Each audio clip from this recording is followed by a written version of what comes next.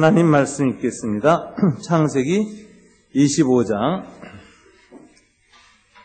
1절부터 11절까지의 말씀입니다. 구약성경 34쪽입니다.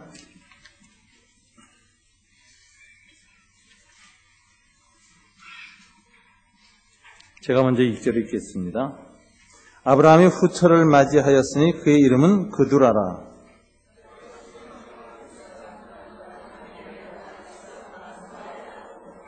욕사는 스바와 드단을 낳았으며 드단의 자손은 아수르 족속과 루드시 족속과 르움미 족속이며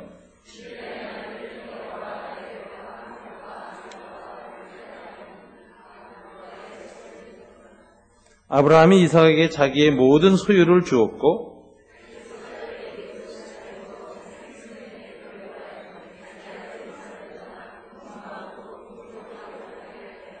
아브라함의 향년이 175세라.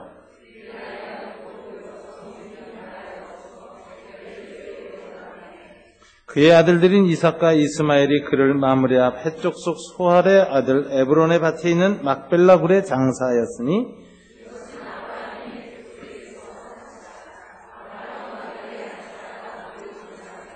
다 함께 아브라함이 죽은 후에 하나님이 그의 아들 이삭에게 복을 주셨고 이삭은 부엘라 헤로이 근처에 거주하였더라. 아멘. 기도하겠습니다. 하나님 아버지 감사합니다. 오늘도 주의를 기억하게 하시고 저희들이 예배자로 서게 하시니 감사합니다. 이 자리에 올라온 것은 저희의 육신의 힘이 아닙니다. 오직 성령이 우리를 이끌어서 성령의 감화 감동으로 이 자리까지 나아서게 하시니 감사합니다. 우리의 경배를 흠양하여 주시옵소서. 연락하여 주시옵소서. 이 시간 말씀 허락하사 우리가 말씀으로 빚어진 삶, 빚어진 인격, 빚어진 공동체가 될 수 있도록 축복해 주시옵소서. 이 모든 것을 우리 주 예수님 이름으로 기도드립니다. 아멘. 오늘 본문은 아브라함의 노후의 삶 그리고 죽음에 관한 기록이 담겨져 있는 본문입니다. 아브라함의 생애를 돌이켜보는 이 시리즈 설교의 마지막 부분이 이제 오늘 본문입니다. 아브라함의 노년의 삶이 오늘 본문에 기록되어져 있는데 5장 1절에 보니까 아브라함이 후처를 맞이하였으니 그 이름은 그두라라 이렇게 되어 있습니다. 아브라함이 후처를 맞이했다. 이게 좀 여성분들한테 좀 기분이 나쁜 본문입니다. 믿음의 조상이 후처를 맞이했다. 아브라함이 이게 이제 후처를 맞이한 때가 나이가 몇 살 때 됐을 것이냐라고 보는데 사라가 127세에 죽었다고 24절 이제 돼 있습니다. 그러면은 127세에 죽었는데 아브라함은 몇 살이었느냐? 10살 위에요. 사라보다. 그래서 137세 때 아내가 이제 세상을 먼저 떠났습니다. 그런데 몇 년을 살았느냐? 7절에 보니까 아브라함의 향년이 175세라 그랬으니까 몇 년을 사라 후에 살게 됐습니까? 38년을 살게 됐습니다. 근데 이제 사라 없이 38년을 산 게 아니라 38년 그 기간을 누구와 살았느냐? 후처를 맞이해서 그두라라는 여성과 함께 살았습니다. 자, 이렇게 아브라함이 후처를 맞이했다 하는 기록을 이렇게 보게 되는데, 원래 배우자가 죽고 난 후에 재혼을 빨리 하는 사람들에 대한 이 데이터가 나와 있는데요. 어떤 분들이 빨리 하느냐, 평소에 금술이 좋았던 사람들일수록 일찍 장가가고 다시 시집간답니다. 이상하죠? 근데 그게 말이 되는 일이 너무 둘이 오손도손 서로 의지하고 살아가지고 혼자 살아갈 수 있는 능력이 상실됐대요. 그래가지고 배우자가 죽고 나면 정말 살아갈 힘을 잃고 너무 힘드는데 그런 의존성 때문에 재혼도 빨리 하게 된다 하는 이야기가 있습니다. 아브라함도 아마 그러지 않았나 싶은 생각이 들 정도로 사라와의 관계가 아주 돈독했지요. 그리고 하나님에 대한 믿음도 같이 공유했었고 함께 늙음하게 믿음으로 서로를 격려하고 믿음으로 해서 하나의 축복으로 이삭도 낳고 이렇게 됐습니다.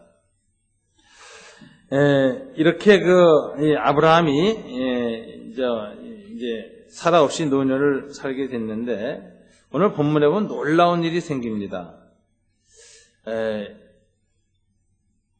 38년 동안 혼자 살 때, 137년 때 그드라를 맞이했는데 2절, 3절, 4절에 보면 그가 자손들을 둬요.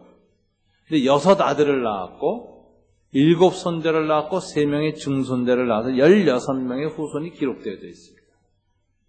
이건 뭘 말하느냐? 137세 이후로도 아브라함의 생식 능력이 회복돼서 아주 젊게 살았다는 것입니다. 원래 성경에 보면 아브라함이 99세 됐을 때 자기 몸에 죽은 것 같은가라고 로마서 4장에 되어 있거든요. 사라의 태가 완전히 죽었을 때에도 믿음을 가지고 하나님의 약속을 바라보면서 있었더니 하나님이 죽은 자를 살리시며 없는 데서 있는 것을 창조하시는 그 하나님이 아브라함에게 생명력을 다시 줘서 이삭이 태어나게 했다라는 것이죠. 그러니까 99세 때는 아브라함의 몸이 완전히 죽은 몸이었습니다. 생명 능력이 없었습니다.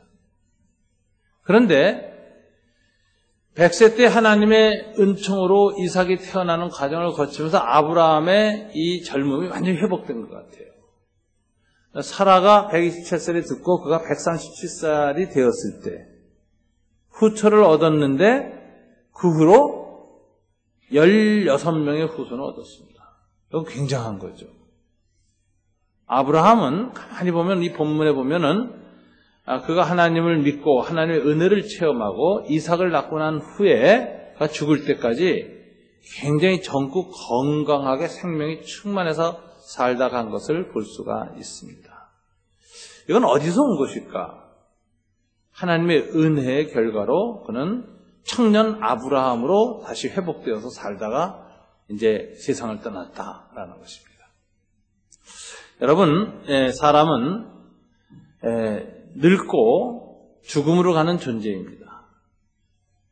그런데 성경에 가끔 보면 하나님의 은혜를 끼친 사람들 중에 하나님의 특별한 은혜를 받은 사람들 보면 수명이 다해서 죽지만 늙은이로 죽지 않고 젊은 것 같이 건강하고 싱싱하게 살다가 수명이 다해서 탁 세상을 떠난 사람들이 있어요. 무드셀라도 그렇고 에녹도 그랬고 또 오늘 이 아브라함 같은 것도 이런 케이스입니다. 그래서 일반적으로 사람이 늙어서 노화를 겪고 죽음을 겪는 과정이 없이 아주 젊음을 유지하다가 때가 돼서 하나님 오라 그러니까 탁 가는 이런 노년을 맞이했습니다. 여러분들도 늙어가시면서 병들고 노화되고 이렇게 골골거리지 않고 젊은 처럼 싱싱싱싱하고 살다가 어느 날 주님이 오라 그럴 때 딱 가버리면 얼마나 복된 노년이겠어요. 우리가 모두가 바라는 이 노년의 축복이죠. 하나님이 아브라함에게 노년의 건강을 주셨다라는 걸 오늘 본문에서 볼 수가 있습니다. 오늘 본문을 보면서 저는 이 노화와 죽음에 대해서 인간은 어떻게 생물학적 존재로 죽음을 맞이하는가로 성경이 또 이런 부분과 연관돼서 무슨 메시지를 주는가를 이 아브라함의 케이스를 통해서 한번 생각하게 됐는데요. 사람이 왜 늙고 죽습니까? 이제 죽음은 노화의 결과예요. 노화는 언제 옵니까? 여러분, 노화는 19살부터 시작합니다. 생물학적으로 노화는 뭐로 보느냐면은 세포 분열이 중지되는 거예요.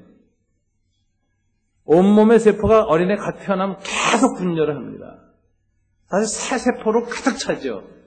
그러니까 항상 어린아이 피부 그 몸에 생명이 막 넘쳐 흐릅니다. 그런데 딱 성인이 되는 순간부터 세포 분열이 서서히 그 분열된 속도가 줄어들고 나중엔 중지됩니다. 중지되면 늙어요. 새 세포가 안 나오니까. 그러면서 세포 분열이 다 마지막에 멈추는 것이 죽음입니다. 그럼 왜 이 세포가 죽고 세포 분열이 중지되는가? 여기에 대한 이제 노화 이론이 몇 가지 있는데 가장 최근의 이론 중에 하나는 2004년에 셀이라고 하는 세계적인 과학 잡지가 있습니다. 세포라는 잡지죠. 이건 네이처나 이런 잡지보다 훨씬 수준이 높은 아주 최고의 과학자들의 글이 실리는 건데 거기에 실린 논문 중에 하나가 세포가 노화되고 세포분열이 중지되는 이유에 대한 규명이 메커니즘이 하나 발표가 2004년에 나왔습니다. 그 이유는 뭐냐면 활성산소라는 것 때문이다. 저기 저 그림 나왔죠? 아직은 이제 이건 보여주지 않으셨던데 한번 그 이제 늙은 그림이니까 보십시오. 이분 참 미남이었던 것 같아요. 잘생긴 얼굴이신데 나이를 드시니까 이렇게 노화된 얼굴이 됐습니다. 요 원인이 뭐냐? 첫째가 활성산소라고 그래요. 예, 우리는 이 생물은 다 지구상에 있는 생물은 산소에 의해서 이제 살고 산소에서 이제 살아갑니다. 그런데 이 산소가 몸 안에서 활성산소가 되면은 무슨 일이 생기느냐? 일반 산소보다 훨씬 더 산화를 빨리 일으켜요. 산화를 일으킨다는 건 부패하고 녹슬게 한다는 겁니다. 철도 산소에 의해서 녹이 슬잖아요. 그것처럼 인간의 몸의 세포도 산소에 의해서 빨리 산화가 일어나는데 이 활성산소가 많아지면은 몸 안에 있는 단백질을 이제 부패시키고 변형시킵니다. 산소에 의해서. 그런데 특별히 DNA, RNA 쪽에 있는 단백질이 변형되고 손상되면 어떻게 생기느냐? 암이 발생해요. 단백질 변형이 일어나기 때문에 암이 발생하고 그 다음에 단백질을 뺏긴 세포는 분열을 안 해요. 그래서 이제 늙어가기 시작하는 거예요. 그래서 이제 노화 방지 대책 중에 이 세포 쪽에서 연구하는 분들은 이 활성산소를 몸 안에 없애는 노력을 하는 게 노화 방지에 최고 좋은 이론이다 이렇게 주장을 해요. 그럼 이 노화 방지하는 방법이 뭐냐? 첫째, 몸에 있는 활성세포를 중화시키는 게 제일부터 첫째 시급해요. 그래서 뭐 저 이왕직 교수 이런 분들이 많이 강연도 다니시는데 제가 손봉호 장로님을 이렇게 뵈니까 이분이 언제부턴가 식사만 하고 나면 비타민 C를 계속 잡수세요. 한 1000cc씩 잡수세요. 2알씩. 그리고 우리들한테 나눠줍니다. 근데 이 활성산소를 중화시키는 방식은 비타민 C, A, E를 먹는 거예요. 근데 다른 비타민은 지나치게 먹으면 몸에 부작용이 오는데 비타민 C는 부작용이 없고 그냥 몸에 필요한 것만 흡수하고 빠집니다. 그래서 제가 이거 복용하신 분은 하시는데 보통 한 몇 끼 먹고 나서 한 1000cc씩, 그러니까 1000ml, 그러니까 이 500ml짜리 2개, 간식 먹고 나선 500ml짜리 하나, 이런 식으로 해가지고 하루에 평균 5-6살, 6알을 먹는다 그래요. 7, 8, 그렇게 먹는다 그래요. 그래도 문제가 없다는 거예요. 근데 이제 그게 좋은 게 들어가서 활성산소를 중화시키기 때문에 몸에 노화를 막습니다. 암, 체제도 미리 막는 효과가 있다는 거예요. 또 중화시켜라. 두 번째는 몸 안에 생긴된 이 활성산소를 빼내야 됩니다. 빼내는 방식으로 제일 좋은 거는 유산소 운동입니다. 운동을 하면은 그 혈액 흐름이 높아지고 몸에 있는 노폐물 이런 것들이 땀으로 배출되어지는데 활성산소도 그와 함께 빠져나간다는 거예요. 그래서 운동이 아주 노화 방지에 아주 좋다. 운동을 못했을 땐 그 다음에 좋은 게 뭐냐면 이제 반신욕입니다. 그러니까 운동을 하든지 반신욕을 하라는데 반신욕보다 운동이 훨씬 좋아요. 왜? 반신욕은 운동보다도 더 혈행 속도를 빠르게 하고 노폐물을 빼내는 데서는 탁월한 부분이 있습니다. 그 대신에 근육이 강화되진 않아요. 그렇기 때문에 반신욕보다는 운동이 좋다 이런 이야기를 하고요. 세 번째, 몸에 있는 활성산소를 갖다가 이제 이렇게 이제 내보냈는데 활성산소가 정말 생긴 것을 운동을 해서 내보내는데 활성산소가 좀 덜 발생하는 몸을 갖는 게 좋다 이거예요. 그럼 활성산소가 덜 발생하는 몸은 체중이 줄어야 된다는 거예요. 그다음에 소식을 해야 활성산소가 덜 생긴다는 거예요. 밥 먹고 나서 활성산소가 제일 많이 생긴다는 거예요. 그러니까 소식과 이 체중 줄이는 게 오래 살고 노화가 안 되는 지름길이다 이렇게 얘기합니다. 그 다음에 이제 이 스트레스 받고 몸에 중금속 끼는 거. 중금속은 독이 차는 거거든요. 그래서 디톡스, 해독 같은 걸 해주고 이렇게 해서 이렇게 스트레스, 마음의 이 독이 스트레스죠. 이런 것들을 이제 다 이렇게 하면은 노화가 좀 덜 된다. 이게 이제 세포 쪽을 연구하는 사람들이 그런 얘기를 하는 겁니다. 요게 이제 노화의 한 원인이고 두 번째가 이제 최근에 발견된 거죠. 2009년도에 노벨 의학상을 3사람이 받았어요. 여기에서 최초의 노화의 비밀이 유전자 쪽에서 발견이 됐습니다. 텔로미어라고 하는 이 유전자 안에 그림을 좀 놔주시면 하는데, 이거 제가 말로 설명이 너무 힘들어서,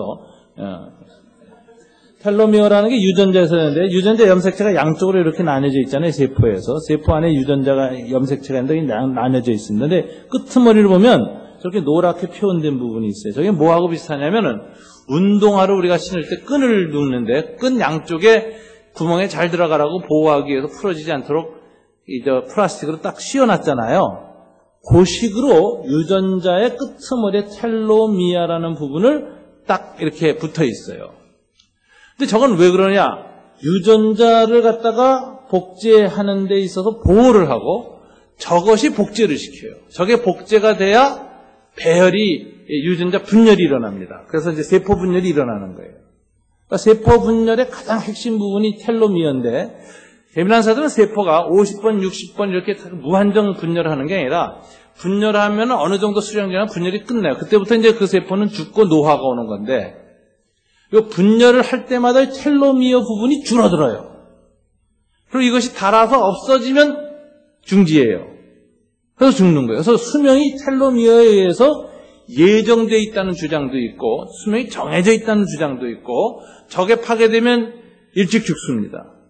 저게 문제가 되는 거예요. 텔로미어가 이 세포 분열, 노화, 죽음의 유전자적 기전으로서 이제 2009년에 노벨 의학상을 받았습니다.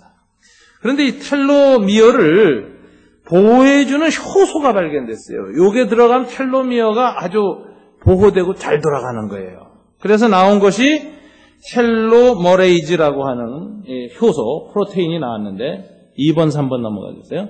2번이 이제 이렇게 하는 거고, 3번. 자세히 할 거 없습니다. 우리 아마추어니까. 이 내용만 알면 돼. 이제 텔로머레이즈라는 효소가 있어가지고 텔로미어를 보호하고 조절이 되는 겁니다. 근데 이게 이제 중요한 이유가 뭐냐면은, 요 텔로머레이즈가 어느 정도 세포가 형성된 다음엔 더 안 나오고 중지돼서 이제 소멸돼야 되는데, 이게 계속 작용이 돼가지고 어떤 세포가 계속 증식하는 게 있어요. 그게 암이에요. 그래서 암을 연구하고 암을 막으려면 텔로머레이즈를 조절할 수 있는 이 메커니즘을 발견해가지고 그걸 차단을 해야 돼요. 그러면 그 암세포만 딱 죽습니다. 더 이상 증식을 못하고 죽는 거예요. 그래서 암덩어리가 사라지는 거죠. 줄어들고. 그걸 연구해야 되고, 거꾸로 또 저놈을 딱 조절을 해서 계속 살아나게 만드는 건데, 암세포는 중지시켜서 죽게 하고, 일반 세포 있잖아요. 여러분의 눈이라든가 얼굴 피부라든가 이런 쪽에 있는 세포들은, 다른 일반 세포는 저걸 강화시켜서 계속 세포 분열이 더 잘 되게 하면 어떻게 됩니까? 늘 어린아이 같은 피부, 젊은이로 사는 거예요. 요 기제를 연구하는 유명한 회사가 설립돼서 실험을 했는데 작년에 성공했습니다. 동물 실험이. 그래서 쥐를 실험을 했는데 저 부분을 중지를 딱 시키니까 급속도로 녹아가서 늙은 쥐가 돼가지고 이 털이 다 빠지고 이렇게 됐어요. 그 늙은 쥐, 죽기 직전에 늙은 쥐의 저 부분을 다시 살려놓으니까 다시 젊은 쥐로 변해가지고서는 털이 다 새카맣게 났고 그냥 골다공증도 없어지고 그냥 다니는 거예요. 이게 동물 실험에 성공해가지고 이제 앞으로 이거 인간 몸에 해가지고 이제 상용화하겠다고 하는데 지금 이제 이거 가지고 또 생명 윤리 문제 찬반 논란이 이제 붙고 있습니다. 그러나 이게 이제 2009년에 발표된 논문과 그 후에 진행 과정 이렇게 보는데, 요 회사 사장이 이거 유명한 학자인데 박사인데 이거 만든 사람이 장담하기에 인간은 150년 산다고 주장해요. 이거 발전돼요. 그럼 뭐 장기 바꿔 낄 필요도 없는 거예요. 저거 갖다가만 조절하기만 하면은 장도 막 다시 생기고 온몸이 다시 다 그냥 세포가 다 분열해서 살아나는 거죠. 조금 오래 사세요? 저런 날이 온다는 겁니다. 그런데 문제는 뭐냐면 저런 효소가 정말 무한히 나올 것인가도 또 숙제예요. 저 효소는 그럼 어떻게 나오느냐 하는데 최근에 뇌과학 쪽에서 무슨 얘기를 하냐면 뇌에서 나온다 그래요. 뇌에서. 효소 분비가. 근데 뇌에서 어떻게 효소가 나오느냐 놀라운 사인데 마음 상태가 저 효소를 만든다는 거예요. 그러니까 마음과 생각이 저 효소를 만들어낸다. 인간이 참 신기하죠. 근데 여러분 그 뇌내몰핀 이야기 아시죠? 뇌내몰핀이 만들어지는데 뇌내몰핀하고 일반 마약류 몰핀하고를 화학 분석을 해보면 맨 마지막 기호 하나만 달라요. 그 숫자 하나만 달라요. 똑같아요. 근데 그 뇌내몰핀은 중독성이 없어요. 근데 세상 몰핀은 비싸기도 하지만 먹으면 파괴가 되잖아요. 부작용이 심하단 말이에요. 중독성이 생기고. 그러니까 뇌내몰핀은 인간이 인위적으로 못 만들어요. 화학 제품으로. 그건 그냥 몸 안에서만 생산되는 거예요. 하나님만이 만든 몰핀이에요. 이 몰핀이 이제 될 때 소위 말하면 엔돌핀이 뭐 이런 게 이제 나오는 거예요. 이렇게 하면 면역 체계가 강화되고 암세포가 죽고 몸에 활성화가 일어나고 세포 분열이 증진되고 젊어지고 건강해지는 거예요. 그럼 이 뇌내몰핀이 언제 나오느냐 했더니 사람 몸이란 게 참 이상하다. 하나님이 사람을 하나님 형상으로 만들었다는 게 그 성경하고 맞는데 사랑의 언어를 하고 긍정적인 말을 하고 웃고 이럴 때 이 뇌내몰핀이 분비가 됩니다. 참 인간이 이상해요. 그래서 인간은 사랑할 때, 좋은 말을 할 때, 선한 일을 할 때, 그리고 긍정적인 일 같은 거에서 마음에 기쁨이 있을 때 이 몰핀이 팍팍 쏟아지는 거예요. 이 인간이라는 게 참 그 하나님이 그렇게 이제 만드신 거예요. 근데 이제 짐승들에게 이 뇌내몰핀이 나오는 양이 있는데 그 뇌내몰핀이 무한정 나오는 게 아니라 일정 양, 생명이 있는데 일정 양 나온다는 거예요. 근데 짐승들도 뇌내몰핀이 나오고 인간도 나오는데 짐승들은 이상하게 뇌내몰핀의 양하고 생물학적 생명의 그 연수가 정비례해요. 똑같아. 그만큼 쓰고 주고. 근데 인간은 뇌내몰핀이 평생 나오는 양을 측정해봤더니 120년 살 만큼 나와요. 저는 그걸 읽으면서 좀 신기하게 여겼어요. 창세기에 사람의 생명은 120년이 될지라 6장에서 그러거든요. 그건 두 가지로 해석됩니다. 노아 홍수를 멸절시키는 게 120년 남았다라고 하는, 하나의 120년 기다리신다라고 하는 해석도 되고 개인 수명이 120년으로 그때 중단됐다라고 해석이 있고 그 후로 보면 120년 넘게 산 사람이 많지 않은데 오늘 아브라함 같은 건 예외입니다. 175세 살아버렸으니까. 그런데 사람의 수명이 보통 그래서 어떤 사람은 120년이다 이렇게 얘기를 많이 하는데 그 뇌내몰핀 양을 따지고 한 사람은 그 예수 믿는 사람이 아니에요. 일본의 뇌과학자입니다. 그리고 이 명상을 많이 하는 이 다원론자인데 이 사람이 120년이라고 하는 그 뇌과학 그 몰핀하고의 상관관계에서 120년 주장석이 나왔는데 이 120년 산다는 게 참 신기하죠. 저도 보니까 이건 참 성경 얘기하고 비슷하네 이렇게 보는 거예요. 그런데 인간이 왜 120년을 못 사느냐 이게. 다른 짐승은 다 자기 양만큼 산대요. 뇌내몰핀 양만큼. 근데 인간만 제 수명 못 느껴요. 왜 그런지 아세요? 승질내서, 욕해서, 누구 미워해서, 부정적이 돼서, 비판적이 돼서, 나쁜 점만 보기 때문에. 그게 스트레스가 돼서 스트레스 호르몬하고 이 뇌내몰핀이 중화가 되는 거예요. 그래서 화날 때마다 죽는 거예요, 사실은. 노화가 오는 거예요. 욕할 때마다. 그러니까 인간이라는 것이, 그러니까 이 스트레스 받고 업무, 과중한 업무, 또 경쟁, 너무 지나치게 집착하고 막 이런 데서 오는 그 마음의 스트레스 이런 것들이 말하자면 뇌내몰핀의 효능을 떨어뜨려서 일찍 죽는다는 겁니다. 그리고 이제 더 떨어지면 이제 면역체계 깨지고 암 걸리고 이런다는 거예요. 그래서 지금 이 노화와 죽음에 대한 그 생물학적 메커니즘을 학자들이 계속 연구하고 있는데 저는 가만히 보니까 이건 성경 얘기하고 상당히 비슷하다.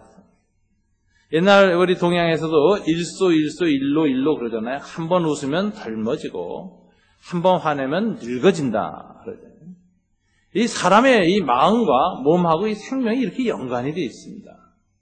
그래서 인간의 그 장수, 건강한 노년, 청년 같은 젊은 노인네로 살아갈 수 있는 이런 힘은 어디서 나오느냐? 결정적인 건 이제 마음의 태도인 것 같아요. 이게 영향을 미치는 거예요. 근데 이 아브라함을 가만히 보면 이 38년간 살면서 하나님이 특별한 은혜를 베풀었어요. 생명력이 충만해져가지고 애도 6이나 낳고 말이죠. 증손자까지 16. 그런데 이 사람들은 전부 다 고대 아랍 족속의 지도자들이 됩니다. 전부. 그러니까 나중에 북이스라엘을 공격했던 아시리아 같은 민족, 거대한 민족도 지금 대형 박물관에 가면 아시리아 관이 있는데 거기에 있는 그 고대 아시리아 제국의 그 유물들은 어마어마해요. 고대 중국의 그 거대한 제국도 다 오늘 그드라의 첩에서 나온 자식 중에 나온 거예요. 그러니까 이 팔레스타인 동남부에 있는 아랍 지역의 모든 민족이 아브라함으로부터 나왔고 이스마엘도 나왔고 또 유태인, 이삭을 통해서 예수님이 들어오는 그 이스라엘 사람들이 다 거기서 나왔습니다. 이거 어떻게 된 일이냐 하면 하나님의 약속이죠. 내가 너를 하늘의 별, 바닷가의 모래처럼 내 후손들을 땅에 가득하게 해주겠다는 하나님의 약속이 임했고 그 중에 내 언약의 상수된 이삭을 통해서 그 후손 하나님의 통치를 완성할 나라를 일으킬 그분, 즉 메시아 예수 그리스도가 온다고 약속을 주셨고 그리고 예수 그리스도를 통한 하나님의 백성의 증단만이 아니라 일반적인 모든 중근동에 있는 민족들의 조상으로 내가 너를 세우겠다 해가지고 아브라함의 후손이 아랍 지역의 중근동 지역에 쫙 깔리게 된 것입니다.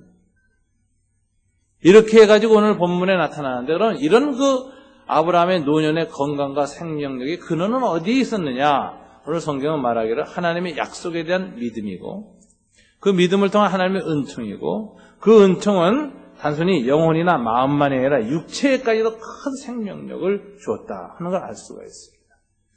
그래서 우리가 하나님의 사람으로서 우리 노년에 이렇게 믿음으로 육체적으로도 강건하게 살면서 하나님 갈 때까지 정말 생명력이 충만한 이 젊음을 가지고 사는 것 굉장히 아브라함에게서 바람직한 것이고 좋은 것이 아닌가 싶습니다.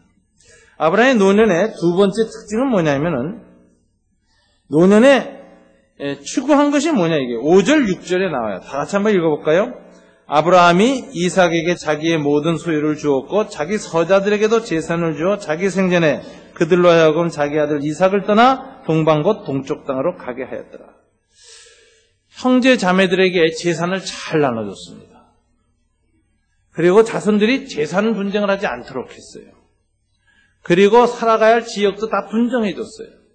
이스마엘은 아라비아로 가게 해서 아라비아에 정말 활 쏘는 자가 되게 했고 이 그드라에 사는 7 아들들은 동쪽으로 다 옮겨서 아람 민족에 지금 가게 했는데 재산 나눠주고 분쟁 없이 다 이렇게 살 곳을 정리해준 이유가 뭐냐? 자기 아들 이삭하고 이 형제들끼리 고륙상잔이 일어나지 않도록 하려고 아브라함이 이렇게 노력을 하고 죽습니다. 아브라함이 여기 마지막에 죽기 전에 추구한 게 뭐냐? 가족들의 화해, 사랑, 용서, 하나됨. 이걸 끝까지 추구하고 이걸 잘했다는 거예요. 요즘 그 참 가문의 비극을 보는 것이 보면 삼성가를 보면 참 우습습니다. 이건희 씨가 가만히 말하는 걸 보니까 이분 황제병 걸리지 않았나 싶어요. 저는 정신이 그렇게 되고 형제 자매들 사이에 그 하나됨, 사랑 이런 걸 다 잃어버리고 오직 돈만 추구하는 그 모습을 이렇게 보면서 저게 소위 브레진스키가 말한 풍요의 저주에 걸린 게 아니에요. 풍요의 저주는 정신에 황폐합니다. 사랑, 형제 우애, 가족끼리의 어떤 하나됨 이런 건 중요한 가치가 아닌 게 이렇게 썩는 거예요, 영혼이. 그래서 우리나라 최고의 명사 삼성이라는 대재벌을 이끌고 수많은 엘리트를 거느리는 지도자의 영이 저렇게 됐다. 비극적이라는 생각이 들어요. 옛날에 왕 회장 보세요. 정주영 회장. 그 마지막 모습이 저는 참 정주영 회장이 속 끌고 딱 북한으로 갈 때는 굉장히 정말 장사꾼이고 돈 벌어도 저런 식으로 하면 참 훌륭한 사람이다라는 그런 마음이 들었는데 마지막 모습은 어떤 게 각인됐는가? 또 벌벌 떠는 누인네가 말이죠. 검버섯 펴가지고 2 아들 끌고 나와서 기자들 앞에서 화해시키려고 애쓰고 그러고 돌아가시는 모습. 참 불행한 노인네다라는 생각을 했어요. 두 아들 화해시키려고. 그런데 그 아들 하나는 자살해 죽었고. 여러분, 제가 장례식장에 많이 가서 장례를 인대하다 보니까는 장례식 분위기에 제가 정확하게 거의 꿰뚫어 봐요. 탁 느껴요. 이 집안 분위기가 어떤지. 근데 대체로 보니까 돈이 많은 집안 장례식장 딱 가보면은 형제 우애 하나도 없고 싸움 박질하고 있습니다. 장례 앞에 왔을 때는 다 같이 인사하지만 돌아왔으면은 형제들끼리 재산 분할 때문에 막 마음이 상해서 싸움을 하고 있고, 특별히 형제들의 여자들은 아주 왼수돼 있어요. 대부분 얼굴 표정 관리를 못해. 손님이 와도 싸나워져 있고 이러고 있어요. 그래서 옛말에 부자에겐 자식이 남지 않는다 그래요. 뭐만 남아요? 상속자만 남는다. 자식이 상속자로 딱 인격이 변하면요, 아버지 일찍 죽기 원해요. 저 노인네 왜 이렇게 오래 사나? 나 다 늙은 다음에 재산 줘야 뭐 하나? 이런 생각하는 거예요. 그게 끔찍하고 무서운 거죠, 사실은. 그리고 돈 있는 분은 자식들이 그렇다는 걸 알아요. 그래서 끝까지 돈 안 줘요, 죽을 때까지. 돈 주면 그때부터 지멋대로 날아갈 거 아니까 돈으로 조종하려고 끝까지 쥐고 가요. 그런 건 참, 어쨌든 간에 마지막엔 사랑도 가족도 하나됨도 없어요. 비참한 죽음이라고 저는 생각해요. 비참한 죽음이다. 그런데 가난한 집 가서 이렇게 장례를 치러보면 화해가 있고 아주 아름답습니다. 분위기가. 아버지가 엄마가 돈 없어서 고생하다 갔으니까 자식들은 때로는 원망도 하고 했지만 기본적으로 엄마 아빠가 불쌍한 거예요. 우리 엄마 아빠 참 불쌍하고 참 어렵다. 이런 말이 항상 있는 거예요. 불효자도 했지만 딱 돌아가신 다음에는 회개가 되고 가슴 아픈 거예요.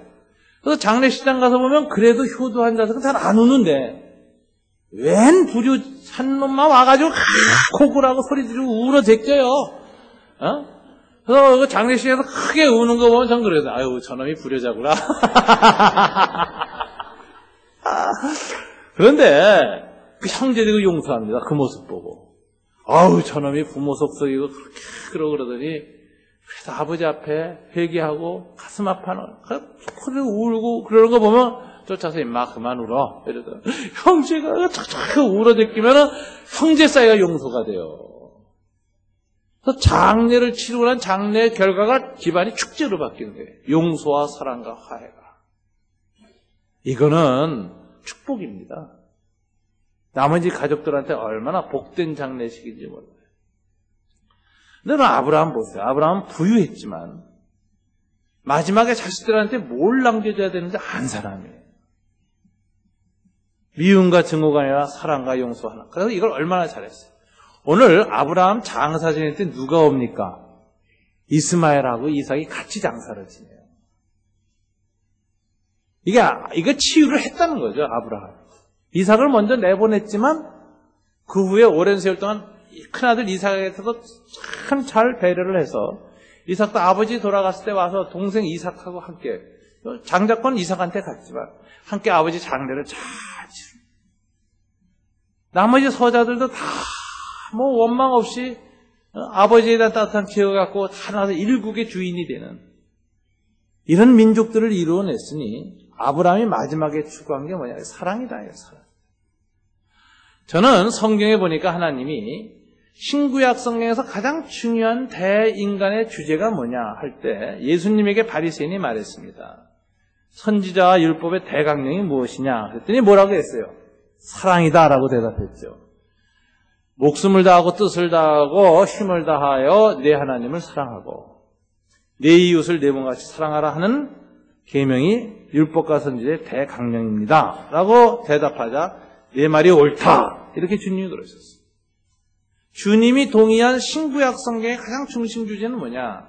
하나님 사랑, 인간 사랑. 하나의 사랑이에요. 그래서 인생을 살면서 마지막까지 사랑을 추구하는 사람이 가장 아름다운 겁니다. 근데 아브라함이 그러고 갔어요. 마지막까지도 형제 사이의 사랑과 화해, 하나됨을 끝까지 남겨두고 간 아브라함. 잘 노년을 보낸 겁니다. 젊게 아름답게 생명이 충만한 노년을 보냈고, 더 나아가 추구할 가치를 알았어요. 죽음 앞에서까지도 남을 영원한 가치가 뭔지를 알았어요. 용서와 화해와 사랑이라는 가치를 이루었습니다. 그럼 마지막에 이제 죽을 때 보니까 명을 해서 자기를 어디다 묻어달라 그랬습니까? 막벨라 굴에 장사하였다 했어요. 아브라함은 죽을 때 자기 무덤을 지정하고 죽습니다. 근데 이건 뭘 말하는 것이냐? 이건 믿음의 행위였어요. 왜냐하면 하나님이 아브라함에게 약속하셨죠. 이 땅을 지금 내 당대에는 이 땅을 너는 소유하지 못하고 나그네로서 우고하는 자로서 유목민으로서 떠돌며 살게 될 것이다. 그리고 지금 이 땅의 소유를 갖고 있는 수많은 정착민들이 가나안 땅에 7 족속이나 있다. 아모리 족속 7 족속이 있다. 그러나 하나님 약속하시죠. 내가 너한테 4대 후에는 400년 후에는 내 민족이 큰 민족이 돼서 나올 터인데 그때는 내가 그들을 이끌어들여서 내가 네게 주겠다고 약속한 이 땅을 400년에는 그 자손에게 줄 것이다. 그래서 이스라엘 백성이 출애굽해서 가나안 땅으로 모세 여호수아 인도에 들어가서 그 땅을 받게 되는 것입니다. 그럼 하나님이 왜 400년 후라고 하셨습니까? 당장 주지 않고. 아무리 아브라함을 사랑하고 약속을 했지만 하나님은 일반 원칙을 어길 수가 없어요. 하나님 아브라함과의 특별한 원칙은 사랑의 원칙이었지만 하나님이 이 세상 모든 민족에게 지키고 있는 일반적인 통치의 원칙은 정의입니다. 정의의 통치예요. 그런데 가나안 땅에 사는 이 아모리 7 족속이 아직 죄를 범하지 않고 죄가 아직 많이 깊어지지 않아서 하나님 땅에서 내쫓고 축출할 만한 죄가 아니야. 근데 언제는 그 죄가 가득 차서 쫓김을 받아요? 400년 후엔 그렇게 돼요. 그래서 내가 너에게 준 이 언약의 땅, 약속의 땅을 지금 줄 수 없다. 내가 아무리 너를 사랑하지만. 그러나 하나님의 정의의 법칙에 따라서 합당한 때가 올 터인데 아모리 족속의 죄악이 가능한 그때에는 내가 너희 백성을 크게 애굽에서 만들어서 끌어낸 다음에 가나안 땅을 데리고 들어가서 7 족속을 치고 그 땅을 너에게 줄 것이다. 그래서 이제 이스라엘은 그걸 배우는 겁니다. 하나님 어떤 분이시냐? 하나님은 언약을 지키고 우리를 사랑하시는 하나님인데 동시에 그분은 뭐예요? 정의의 하나님. 아모리 족속을 외치고 우리를 하여금 승리하게 그 땅을 차지하게 되는 이 땅이 사는 백성들이 죄악이 부패했기 때문에. 그래서 우리도 그 땅에 들어가서 똑같이 부패해지면 어떻게 된다고요?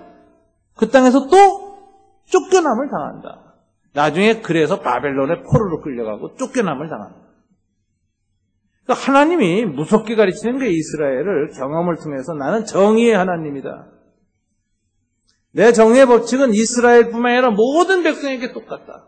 똑같은 원칙으로 그 백성을 다스리고 통치한다.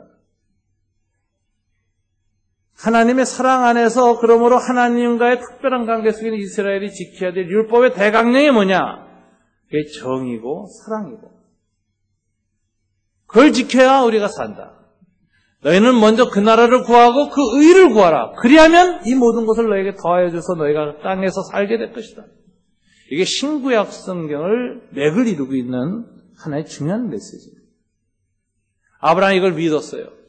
지금 나는 나그네로 죽지만 400년 후에는 이 땅을 하나님이 우리 백성에게 내 후손에게 약속대로 지키실 것이라는 믿음이 생기니까 어디에다 자기 시체를 묻습니까? 태어난 고향으로 돌아가서 내 시체 묻어다오 갈대아 우르에 가자고 하지 않습니다. 우리 삼촌들이 그 아버지가 묻은 하란에 묻어다오 그러지도 않습니다. 낯설고 물설고 고난이 많고 나그네로 살았지만 그러나 400년 후에는 하나님이 약속해서 이 땅을 줄 그 땅에 작은 닭구덩이 막벨라 굴에 나를 묻어라. 난 이것에 묻힘을 당해서 400년 후에 내 믿음대로 이 땅에 우리 후손들에게 들어와서 우리 후손들이 이 땅에서 400년 전에 살다가 나를 기억하게 되기를 내가 원한다. 그러고 죽어요. 이게 이제 믿음의 죽음이라. 죽음조차도 믿음의 고백으로 만들었다. 이건 놀라운 거예요. 우리가 죽음 자체를 믿음의 고백으로 만든다는 건 얼마나 귀한 일인가. 제가 신약 성경에 보면요. 죽음을 믿음의 놀라운 고백으로 영광으로 바꾼 사람 중에 하나가 스데반 집사예요. 이번엔 초대교회 집사였는데 성전 모독죄로 유대인들에 의해 가지고 돌에 맞아서 첫 순교자가 됐습니다. 돌이 막 날아오는데 이 스데반 집사님에 대한 사도행전의 기록을 보면 아픔 때문에 찡그러들지 않고 오히려 얼굴이 해처럼 빛났다 이렇게 돼 있어요.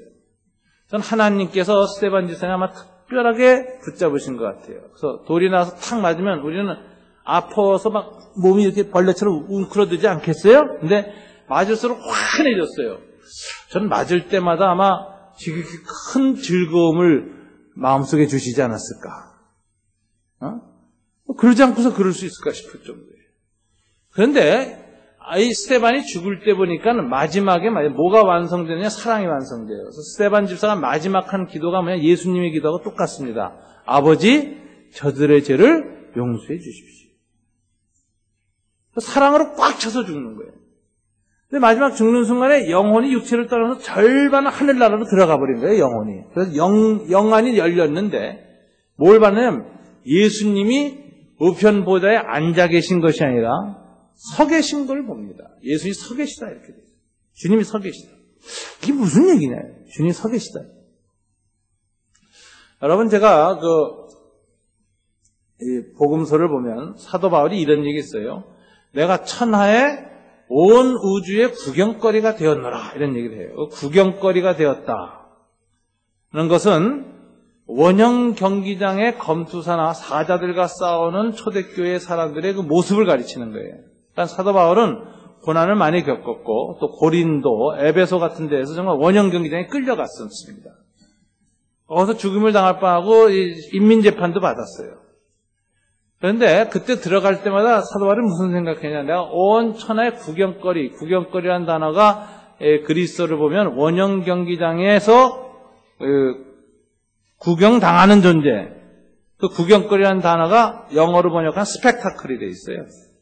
그런 반월형으로 어느 한 면이 아니라 반월형으로 다 보게 되는 그런 거대한 장면, 거대한 군중들 안에서 보임을 당하는 존재가 되었다 이렇게 얘기하는데 그때 사용하는 온 천하의 구경거리 하는데 천하라는 단어 그 히브리어를 헬라어를 따지면 코스모스예요. 우주의 콜로세움이에요. 그러니까 사도 바울은 뭘 의식했느냐? 자기가 고난을 받을 때마다 자기에게 야유하고 돌 던지고 하는 원형 경기장에는 로마인들이나 그리스 사람들만 본 것이 아니라 그 넘어서 있는 더 큰 원형 경기장인데 이건 우주의 원형 경기장을 의식하는 거예요. 그럼 우주의 원형 경기장에 누가 있느냐? 사람들 눈에 보이지 않는 누가 계세요? 천사와 천군들이 있고 의인들이 있고 먼저 간 순교자들이 있고 먼저 간 성도들이 있어요. 그리고 예수님이 보좌에 앉아 계시는데 이 고난 가운데 믿음을 지키고 복음을 전파하고 승리할 때마다 지상의 이 원형 경기장에서는 야유하는 로마인들의 소리가 꽉 시끄럽지만 하늘의 콜로세움에서는 천사와 천군들과 의인들과 순교자가 주님과 이런 환호소리, 영적인 환호소리가 확 열려서 들리는 거예요. 이게 바울이 갖고 있는 사고방식이었어요. 그런데 스데반이 바로 그 상태인 겁니다. 스데반이 돌에 맞아 죽을 때 하늘의 콜로세움으로 들어가는 겁니다. 제가 그 바르셀로나를 가가지고 바르셀로나 경기장을 갔는데 간 이유는 딱 한 가지, 황영조 선수를 기억합니다. 바르셀로나 올림픽 때 황영조 선수가 바르셀로나 언덕을 쫙 해서 마지막 스포트하고 1등으로 막 들어가면서 올림픽이 마치는 그 폐식이 기다리고 있는 수많은 세계 저명 인사들과 올림픽 위원들하고 모든 사람이 꽉 차 있는 원형 경기장의 마지막 경기 아니에요. 황영조 선수가 정문으로 딱 들어가는 순간에 여러분 그 텔레비 화면에 전부 바깥에 길에서 달리는 황영조를 찍다가 경기장 안에서 딱 문 열고 뛰어들어오는 달려 들어오는 황영조를 비추는데요. 이 장관이었어요. 사람들이 다 일어나서 박수를 치고 환영하는데 한국 사람들은 다 쓰러졌죠. 다 일어나 황영조 하고 저도 그때 기억나요. 전 텔레비에 앉아서 못 봤어요. 일어서서 흥분해가지고 황영조 하고 계속 응원하는 거예요. 그러고서 이제 결승골로 들어섰는데 여러분 예수님이 왜 일어섰어요? 스데반이 죽는데 스데반이 딱 죽는 순간이 그 영혼이 지상을 벗어나서 하늘 스타디움으로 딱 들어서는 거예요.